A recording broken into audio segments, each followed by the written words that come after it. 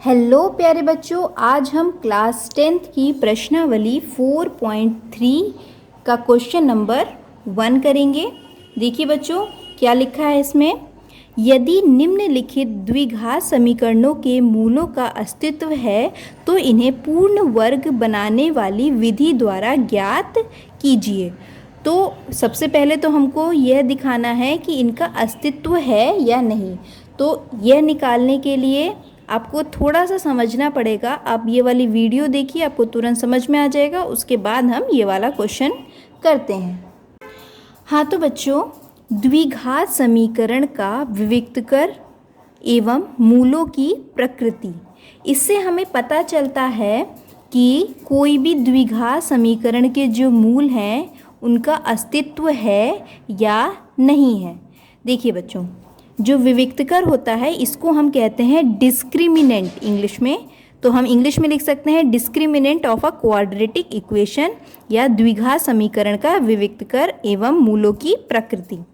देखिए, यह एक द्विघात समीकरण है ax² + bx + c, और जो विविक्तकर होता है यानी डिस्क्रिमिनेंट होता है उसको बोलते हैं, उसको जो जिस साइन से डिनोट करते हैं वो होता है डी से लिखते हैं d = b² - 4ac। ये हमको निकालना होता है। b² क्या है, जो x का गुणांक है वह है b, तो उसका स्क्वायर कर देते हैं, वर्ग कर देते हैं, -4 × a क्या है, जो x² का गुणांक है a, और जो अचर संख्या है c। ये हमको निकालना होता है।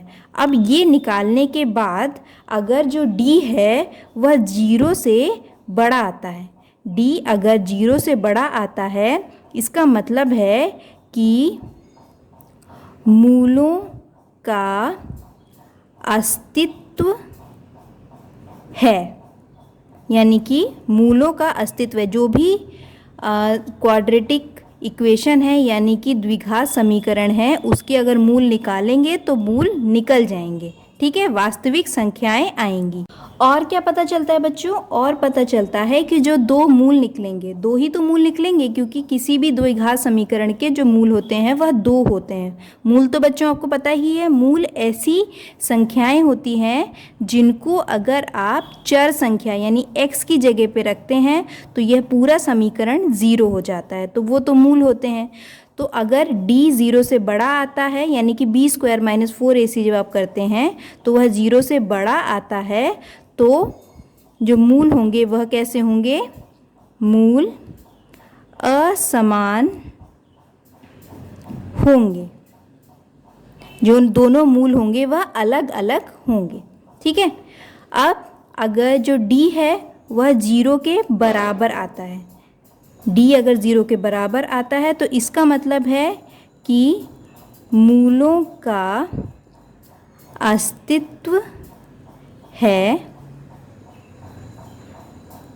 और साथ साथ मूल समान है।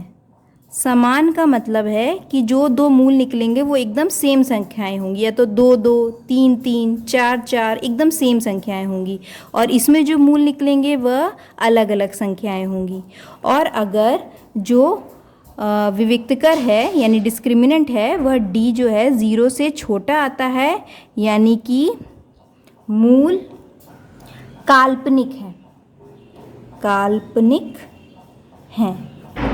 काल्पनिक का मतलब है कि अवास्तविक है, अवास्तविक हैं, यानी कि अगर d 0 के छोटा आता है 0 से, तो यानी कि क्या होगा कि आप जो भी द्विघात समीकरण दे रखा होगा उसके मूल नहीं निकाले जा सकते हैं, वह वास्तविक संख्याएं नहीं आएंगी।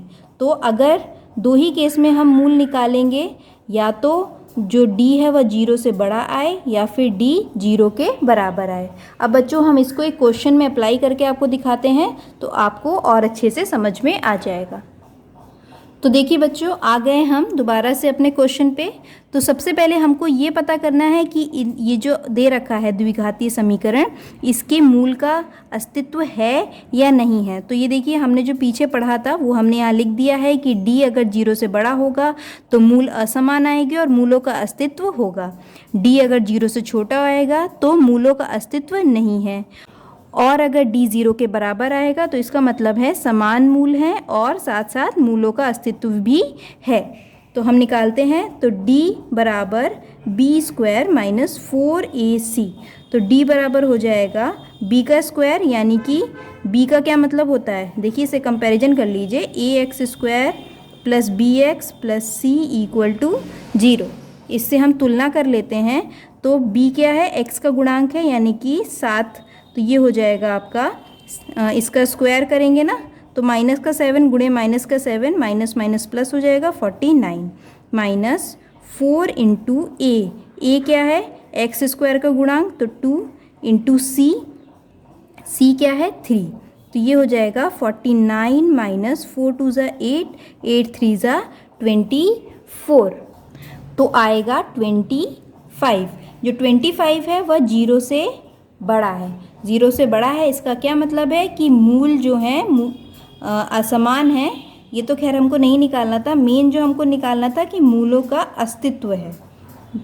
जो d है वह 0 से बड़ा आ गया ना, 25 0 से बड़ा होता है, तो मूलों का अस्तित्व है, यानी कि अब हम इसको पूर्ण वर्ग बनाने वाली विधि के द्वारा निकाल सकते हैं इनके मूल। तो चलिए करते हैं। तो बच्चों, पूर्ण वर्ग बनाने वाली विधि में सबसे पहले हमको क्या करना होता है, ये देखिए आपको द्विघात समीकरण दे रखा है 2x square minus 7x plus 3 equal to 0। तो सबसे पहले हमको क्या करना होता है, जो x स्क्वायर होता है उसका जो गुणांक होता है उसको हमको 1 बनाना होता है, मतलब कोई भी गुणांक नहीं होना चाहिए 1 के अलावा। तो यहाँ पे x स्क्वायर का गुणांक क्या है, 2 है, तो हमें 1 बनाना है। तो हम क्या करेंगे कि इस पूरे समीकरण को जो x स्क्वायर का गुणांक है उसी से ही भाग दे देंगे। तो यहाँ x स्क्वायर का गुणांक 2 है, तो पूरे समीकरण को हम क्या करेंगे, 2 से भाग दे देंगे। तो ये हो जाएगा 2x square minus 7x plus 3, इस पूरे को हम 2 से भाग दे देंगे बराबर 0। तो ये हो जाएगा 2x square upon 2 minus 7x upon 2 plus 3 upon 2 equal to 0। तो देखिए 2 2 कट जाएगा, तो यहाँ बचेगा x स्क्वायर, ये x स्क्वायर का गुणांक 1 आ गया, minus 7x upon 2 plus 3 upon 2 equal to 0। अब हम क्या करते हैं, अब हम जो x का गुणांक होता है, x का गुणांक क्या है यहाँ पे 7 अपॉन 2, यहाँ निशान नहीं देखेंगे हम, खाली यही देखेंगे क्या है 7 अपॉन 2 है, इसका हम आधा कर लेते हैं। आधा करने के बाद जो इसका वर्ग होता है, आधा करने के बाद उसका वर्ग कर लेते हैं और उसी को ही जोड़ देते हैं और उसी को ही घटा देते हैं। देखिए कंफ्यूज मत होइएगा, कैसे करेंगे बताते हैं हम। देखिए यहाँ पे x का गुणांक क्या है 7/2, 7/2, ये x का गुणांक है, तो इसका हम आधा कर लेंगे। आधा करने के लिए क्या करना पड़ता है, 2 से भाग देना पड़ता है। तो 7/2 को अगर हम 2 से भाग देंगे तो ये हो जाएगा 7/2, और ये जो नीचे 2 है ये गुणे में आ जाता है, तो 2 इंटू 2 हो जाएगा, तो 7/4 हो जाएगा। तो ये जो 7/4 हमको मिला है, इसका हम वर्ग करेंगे और इसका वर्ग हम जोड़ भी देंगे इस समीकरण में और घटा भी देंगे इस समीकरण में। तो देखिए बच्चों कैसे करेंगे इसको, x square minus 7/2x plus 3/2। अब हमें क्या करना है, इसका जो हमने आधा किया था यानी कि 7/4, इसका जो वर्ग है वह जोड़ देंगे, तो ये हो जाएगा 7/4 का वर्ग जोड़ दिया हमने और घटा भी देंगे साथ के साथ, तो 7/4 का वर्ग हमने घटा भी दिया। इससे इस समीकरण में कोई फ़र्क नहीं पड़ेगा क्योंकि वही सेम चीज़ जोड़ रहे हैं, वही सेम चीज़ घटा रहे हैं, तो ये कट जाएगा। लेकिन हमारा मकसद है कि हम इसको पूर्ण वर्ग बनाएं, इसलिए हमने ऐसा किया है। अब बच्चों अगर आप ध्यान से देखेंगे तो आपको समझ में आएगा कि यहाँ पे a माइनस बी के होल स्क्वायर का फॉर्मूला बन रहा है। a माइनस बी का होल स्क्वायर क्या होता है, a square plus B square minus 2ab, ये होता है ना। तो देखिए ये तो है आपका a स्क्वायर, ये है आपका b स्क्वायर और ये है माइनस 2ab। इसको अलग हम लिख के दिखाएं, आपको समझ में आएगा। देखिए x स्क्वायर, ये a स्क्वायर है और ये b स्क्वायर है, यानी कि 7/4 का स्क्वायर और माइनस AB 2AB, तो 7/2x। देखिए बच्चों, इसको हम पूरा खोल के दिखाते हैं आपको। x² प्लस 7 7 ज़ा 49, 4 4 ज़ा 16 माइनस 7/2x। अब अगर हम ये खुल के आया है, ये x² plus 49/16 minus 7/2x।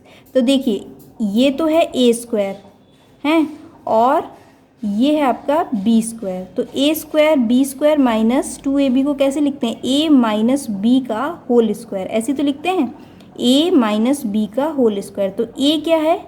a² है x², तो a क्या है? x है, x माइनस b क्या लिया है हमने? 7/4। ये तो b² है ना, 7/4 का स्क्वायर। b क्या होगा? 7/4 होगा, तो 7/4 का होल स्क्वायर। अब देखिए अगर हम इसका वर्ग जब खोलेंगे तो हमको यही मिल जाएगा।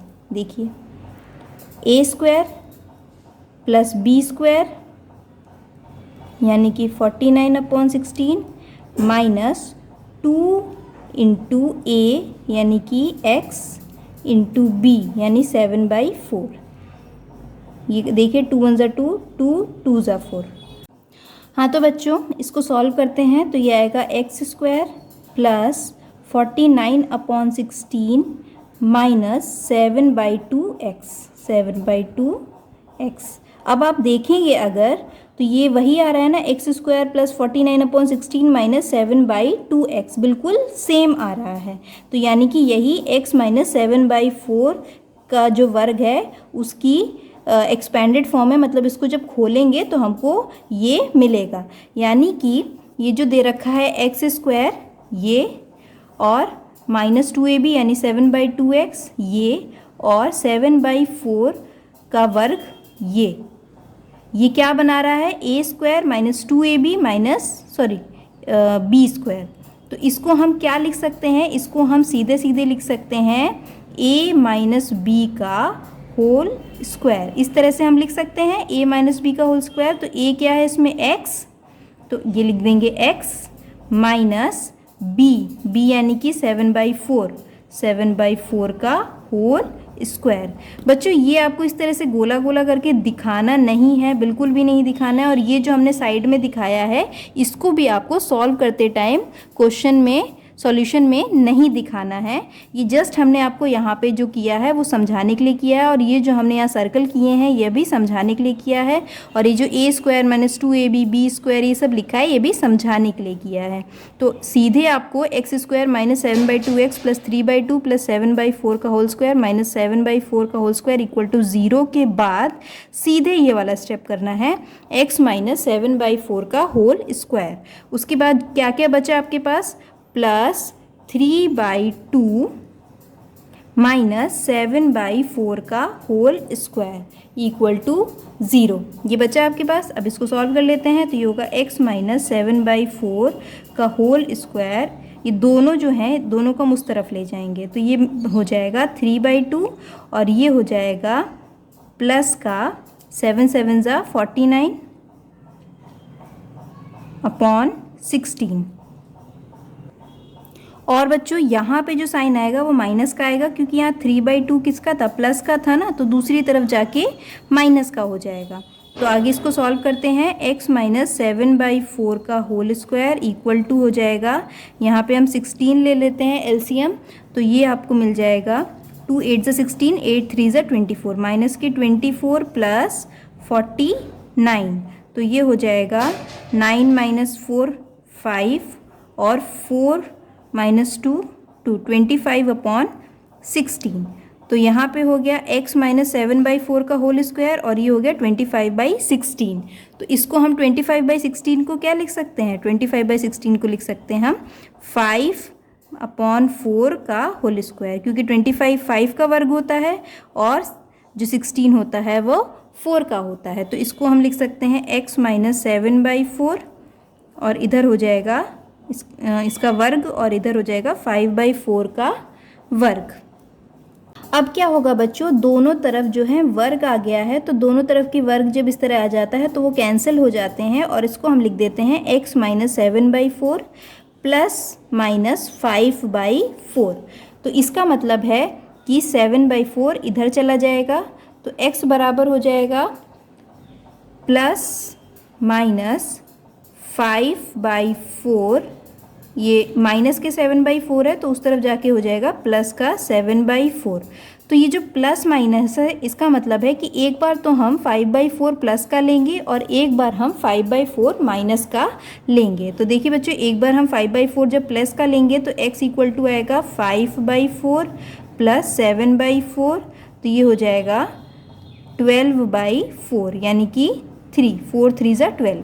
और एक बार जब हम 5/4 माइनस का लेंगे तो ये हो जाएगा माइनस के 5/4 प्लस 7/4, तो ये हो जाएगा 2/4 यानी कि 1/2। तो x के दो मूल निकल आए। कौन कौन से निकल आए? x बराबर 3 और 1/2। तो ये आपने पूर्ण वर्ग बनाने वाली विधि के द्वारा x के दोनों मूल निकाल दिए। आइए बच्चों, करते हैं क्लास 10th की प्रश्नावली 4.3 के क्वेश्चन नंबर 1 का सेकेंड पार्ट। इसमें आपको पूर्ण वर्ग बनाने वाली विधि के द्वारा ये जो समीकरण दे रखा है द्विघात 2x² + x - 4 = 0, इसके मूल निकालने हैं। लेकिन उसके पहले आपको ये पता लगाना है कि ये जो समीकरण दे रखा है इसके मूलों का अस्तित्व है या नहीं है। तो वह पता लगाने के लिए हमने आपको बता ही दिया था कि हमें क्या निकालना पड़ता है, d बराबर b² - 4ac, और अगर d 0 से बड़ा आता है तो वास्तविक मूल है यानी कि अस्तित्व है मूल का। d 0 के बराबर आता है तो भी वास्तविक मूल है यानी कि मूलों का अस्तित्व है, और अगर d 0 से छोटा आता है तो अवास्तविक मूल है। तो सबसे पहले निकाल लेते हैं। तो d = हो जाएगा b² - 4ac। तो d बराबर हो जाएगा b² क्या होता है? b² होता है x का गुणांक जो कि है 1।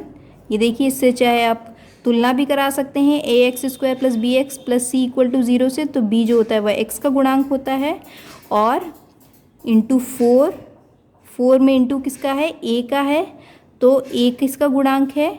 a देखिए x² का गुणांक है यहाँ पे, यानी कि x² का गुणांक होगा 2, और साथ में c क्या होता है? ये अचर संख्या यानी कि -4।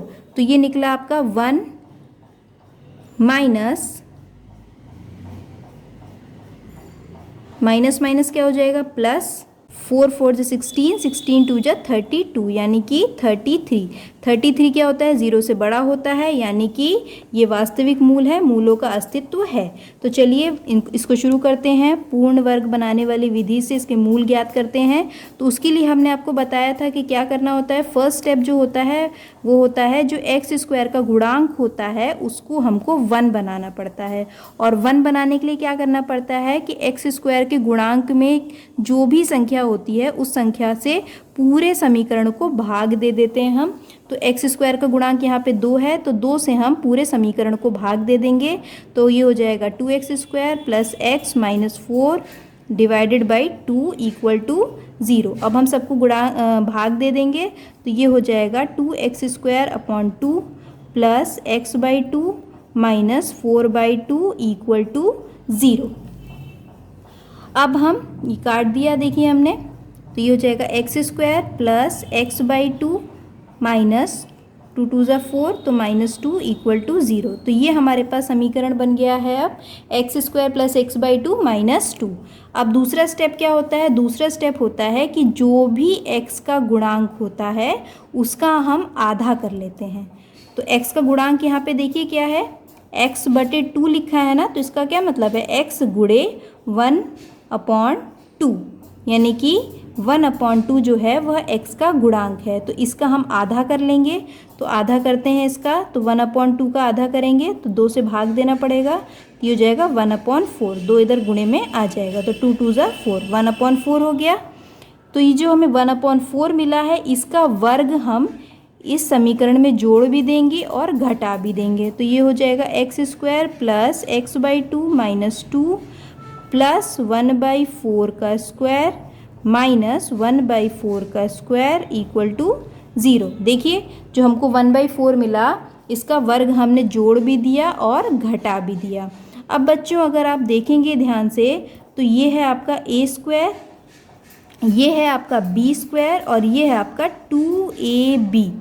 देखिए ये एक्स स्क्वायर है ए स्क्वायर और 1/4 का होल स्क्वायर है बी स्क्वायर और ये है x/2 है 2ab। यहाँ पे हम लिख के आपको दिखा देते हैं X square plus B square यानी कि 1/4 का स्क्वायर प्लस x/2, ये है 2ab, ये 2ab है। कैसे देखिए जो ये होता है a प्लस बी का होल स्क्वायर, क्या कहते हैं इसको, a square plus B square plus 2ab, यही तो होता है ना। तो इसको हम कैसे लिख सकते हैं, a प्लस बी का होल स्क्वायर इस तरह से लिख सकते हैं। तो इसको भी हम यही लिखने की कोशिश करते हैं। देखिए कैसे लिखेंगे, ये a स्क्वायर है तो ये है आपका a, तो a मतलब x प्लस b कैसे पता चलेगा, ये रहा b 1/4, तो x प्लस 1/4 का होल स्क्वायर। देखिए जब इसको हम खोलेंगे तो आपको यही दोबारा से मिल जाएगा। करके दिखाएं, देखिए ये है आपका एक्स स्क्वायर प्लस 1/4 का स्क्वायर यानी B square plus 2ab, 2 into A into B. तो देखिए एक्स स्क्वायर हो जाएगा प्लस 1/4 हो जाएगा और ये कट जाएगा तो ये हो जाएगा x/2। देखिए यही आ गया ना, देखिए एक्स स्क्वायर 1/4 का स्क्वायर और ये 1/4, ये स्क्वायर करना था यहाँ पे, a square plus B square है ना, तो 1/4 का स्क्वायर प्लस x/2, ये रहा x/2 यानी कि ये जो है ये क्या है, a प्लस बी का होल स्क्वायर है, x प्लस 1/4 का होल स्क्वायर यानी कि वर्ग। तो हम ये जो तीन संख्याएं हैं ये हमको मिली हैं, इसकी जगह पे हम क्या लिख सकते हैं, इसकी जगह पे हम लिख सकते हैं x प्लस 1/4 का होल स्क्वायर यानी कि वर्ग। बाकी सभी संख्याएं बिल्कुल वैसे ही उतार देंगे, ये -2 हमने ऐसे ही उतार दिया और ये माइनस का 1/4 भी हमने 1/4 का स्क्वायर भी हमने ऐसे ही उतार दिया। अब हम क्या करेंगे, ये जो दोनों हैं इसको इक्वल टू के उस तरफ ले जाएंगे, इसका पक्षांतर कर लेंगे तो ये हो जाएगा x प्लस 1/4 का होल स्क्वायर इक्वल टू -2 को उस तरफ ले जाएंगे तो हो जाएगा 2 और ये 1/4 को भी ले जाएंगे तो हो जाएगा प्लस 1/4 का होल स्क्वायर। तो x प्लस 1/4 का होल स्क्वायर इक्वल टू हो जाएगा 2 प्लस 1/16, खोल दिया हमने तो ये हो जाएगा 16, हमने एलसीएम ले लिया यहाँ पे तो 16 2 जो 32 प्लस 1 तो ये हो जाएगा 33/16। तो 33/16 को हम क्या लिख सकते हैं, लिख सकते हैं √33/4, √33 का होल स्क्वायर, है ना, लिख सकते हैं। क्यों लिख सकते हैं, क्योंकि अगर √33 को 2 बार हम गुणा करेंगे तो हमको 33 मिल जाएगा और 4 को अगर हम 2 बार गुणा करेंगे तो हमको 16 मिल जाएगा। हमको दोनों तरफ वर्ग करना होता है, बस इतना याद रखिए। इस तरफ वर्ग है तो हमको इस तरफ भी वर्ग बनाना होता है, तो इसको भी हम लिख सकते हैं 33 का स्क्वायर और 4 का स्क्वायर। तो ये हो जाएगा x प्लस 1/4 का स्क्वायर इक्वल टू √33/4 का होल स्क्वायर। अब क्या होता है कि दोनों तरफ जब वर्ग होता है तो कट जाता है, कैंसिल हो जाता है। और कैंसिल कैसे होता है, देखिए इस तरह होता है x plus 1/4 equal two plus minus. अब देखिए इस तरफ का वर्ग हट गया, इस तरफ का वर्ग भी हट जाएगा, बस यहाँ पे प्लस माइनस का साइन लग जाता है तो ये हो जाएगा 33/4। अब ये प्लस माइनस का क्या मतलब है अभी हम आगे बताएंगे आपको। तो जो ये 1/4 है इसका पक्षांतर कर लेंगे, इक्वल टू की दूसरी तरफ भेज देंगे तो x बराबर आ जाएगा प्लस माइनस √33/4 और ये प्लस का 1/4 है उस तरफ जाके हो जाएगा माइनस का 1/4। अब बच्चों जो ये प्लस माइनस था इसका क्या मतलब था कि एक बार तो ये जो √33/4 है इसको हम प्लस का लेंगे और एक बार हम इसको माइनस का लेंगे। देखिए कैसे लेते हैं, x बराबर हो जाएगा, एक बार जब हम √33/4 को प्लस का लेंगे तो ये हो जाएगा √33/4 माइनस 1/4, तो ये होगा √33 माइनस 1/4। और एक बार जब हम जो √33/4 दे रखा है इसको माइनस का ले लेंगे तो ये हो जाएगा माइनस कॉमन ले लेंगे तो अंदर बचेगा √33 + 1/4। तो जो है x के दो मूल निकल आए। कौन कौन से दो मूल निकले हैं?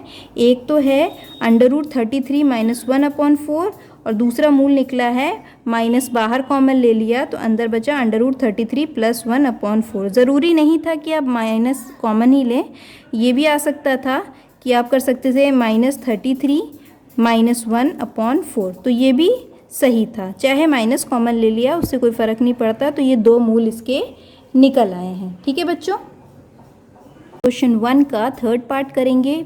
इसमें सबसे पहले आपको ये द्विघात जो समीकरण दे रखा है ये निकालना है कि इनके अस्तित्व हैं या नहीं है इनके मूल के, और इसके बाद आपको इसके मूल निकालने हैं पूर्ण वर्ग बनाने वाली विधि के द्वारा। इसके मूल निकालने हैं तो सबसे पहले निकालते हैं कि इसके मूल के अस्तित्व हैं या नहीं। वो हम बता चुके हैं कैसे निकालते हैं। d = b² - 4ac। अगर इसकी वैल्यू 0 से बड़ी आती है तो मूल का अस्तित्व है, 0 के बराबर आती है तो मूल का अस्तित्व है, और 0 के से छोटी आती है अगर d की वैल्यू तो मूलों का अस्तित्व नहीं है। तो चलिए बच्चों करते हैं। तो d = b² - 4ac। तो d बराबर आ जाएगा b² का मतलब है x का गुणांक, तो x के गुणांक का वर्ग माइनस 4 × a यानी कि 4 × c यानी कि 3। तो ये हो जाएगा 16 × 3 माइनस 4 4 जो 16 × 3, इधर भी 16 × 3 इधर भी 16 × 3 यानी कि आएगा 0। तो हमने क्या बताया था कि जब d 0 के बराबर आए इसका मतलब मूलों का अस्तित्व है। लेकिन एक स्पेशल केस होता है कि जब d 0 के बराबर होता है तो जो मूल होते हैं वह कैसे होते हैं? समान होते हैं। मतलब दोनों जो मूल निकलेंगे इसके x की वह एकदम सेम निकलेंगे। तो चलिए बच्चों करते हैं शुरू। तो सबसे पहले हमने क्या बताया था? फर्स्ट स्टेप जो होता है वो होता है कि x² का जो गुणांक होता है उसको आपको 1 करना होता है। x² का गुणांक 1 करने के लिए क्या करना पड़ेगा कि जो भी x² का गुणांक होता है उसको हम पूरी जो समीकरण है उसी से हम भाग दे देते हैं। यहाँ पे x² का गुणांक क्या है? 4 है, तो 4 से हम पूरे समीकरण को भाग दे देंगे। तो ये हो जाएगा 4x² + 4 √3x + 3 डिवाइडेड बाई 4 = 0। पूरे समीकरण को भाग दे दिया। अब अलग अलग कर लेते हैं। तो ये हो जाएगा 4x² + 4 + 4 √3x/4 + 3/4 = 0। तो ये 4 और 4 कट गया, ये भी कट गया। तो यहाँ क्या बचा? x² + √3x + 3/4 = 0। तो ये आपका समीकरण बन गया। अब हम इसमें लगाएंगे पूर्ण वर्ग बनाने वाली विधि। आगे तो क्या बताया था हमने? जो x का गुणांक होता है उसका हम आधा कर लेते हैं। तो x का गुणांक क्या है? यहाँ पे √3 है, तो √3 का आधा क्या हो जाएगा? √3/2। अब जो √3/2 मिला है इसका वर्ग हम इसमें जोड़ भी देंगे और घटा भी देंगे इस समीकरण में। तो x² + √3x + 3/4 है, तो इसका हम वर्ग जोड़ भी देते हैं। तो √3/2 का होल स्क्वायर जोड़ दिया, माइनस घटा भी देंगे तो √3/2 का होल स्क्वायर = 0। अब बच्चों अगर आप ध्यान से देखेंगे तो आपको समझ में आएगा तो कि यहाँ पे ये तो है a², ये है b² और ये है 2ab। ये जो है ये है। कैसे? यहाँ पे हम लिख के दिखा देते हैं।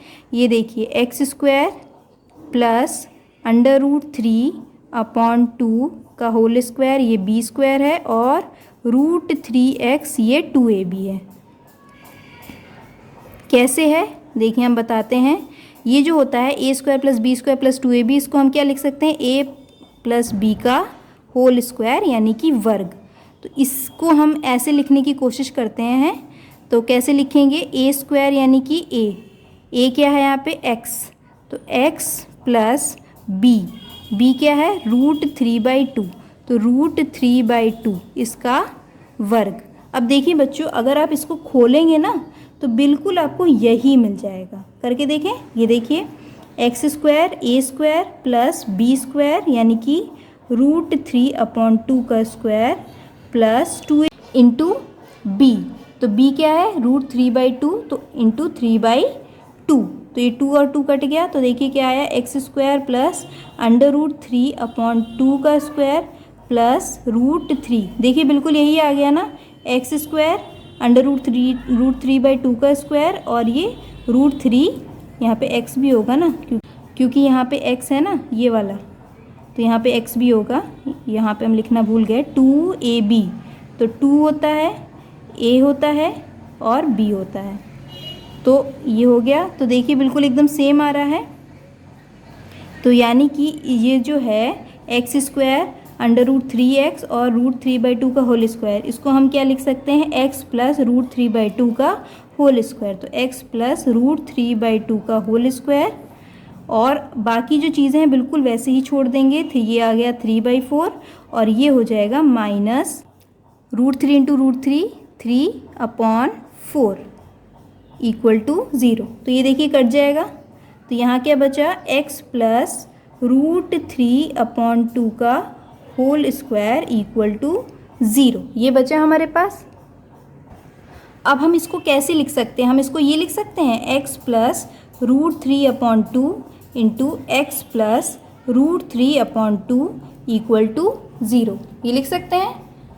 अब पहले इसको 0 के बराबर रख देंगे, फिर इसको 0 के बराबर रख देंगे, तो पहले इसको 0 के बराबर रखेंगे, x प्लस √3/2 इक्वल टू 0, तो x बराबर क्या आ जाएगा माइनस √3/2, फिर इसी तरह इसको भी 0 के बराबर रख देंगे, तो x प्लस √3/2 इक्वल टू 0, तो x बराबर आ जाएगा माइनस के √3/2।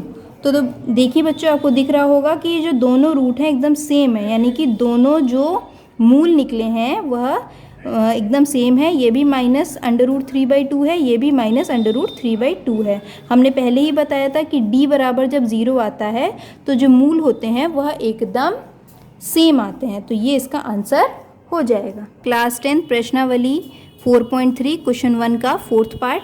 सबसे पहले क्या करना है, इसमें हमें पता करना है कि ये जो आपको द्विघात समीकरण दे रखा है इसके मूलों का अस्तित्व है या नहीं, तो पता लगाते हैं। तो d बराबर हो जाएगा b² माइनस 4ac, तो d बराबर b² यानी कि x का गुणांक, तो 1 माइनस 4 इंटू a यानी कि x² का गुणांक, तो यह 2 इंटू c यानी कि 4, तो ये हो जाएगा 1 माइनस 4 4 जो 16, 16 2 जो 32 यानी कि माइनस के 31, जो कि आ रहा है 0 से छोटा। जो d की वैल्यू आ रही है वह 0 से कम आ रही है, माइनस में आ रही है, ऋणात्मक वैल्यू आ रही है, यानी कि मूलों का अस्तित्व नहीं है। तो आगे हम इसके मूल नहीं निकालेंगे क्योंकि इनके जो मूल आएंगे वह वास्तविक संख्याएं नहीं आएंगी, तो हम इसके मूल नहीं निकालेंगे, हम इसको यहीं पर ही छोड़ देंगे। यहाँ पे लिख देंगे कि चूंकि d 0 से छोटा है इसीलिए मूलों का अस्तित्व नहीं है।